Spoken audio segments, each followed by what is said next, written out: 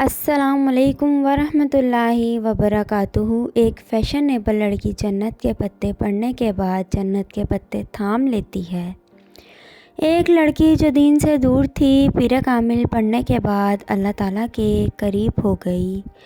ایک لڑکی جو سمجھتی تھی کہ اللہ نے اس کی قسمت ہی بری لکھی ہے، یارم پڑھنے کے بعد وہ بھی مانچسٹر کی بجائے پاکستان میں ہی دل لگانے کی خواہش کرنے لگی۔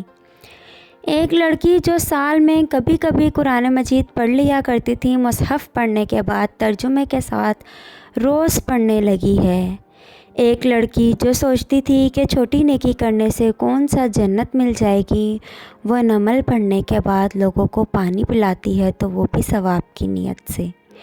ایک لڑکی جو اپنے گناہوں کی معافی سے مایوس ہو چکی تھی، طواف عشق پڑھنے کے بعد اللہ کی ذات پر کامل یقین کرتے ہوئے گڑ گڑا کر توبہ کر لیتی ہے۔ سب ناول وقت کا ضیاع نہیں ہوتے، ہم جو کچھ پڑھتے ہیں ویسے ہی بنتے ہیں، اس لیے کوشش کریں کہ اچھے کتابوں کا مطالعہ کریں۔ Friends please subscribe my channel.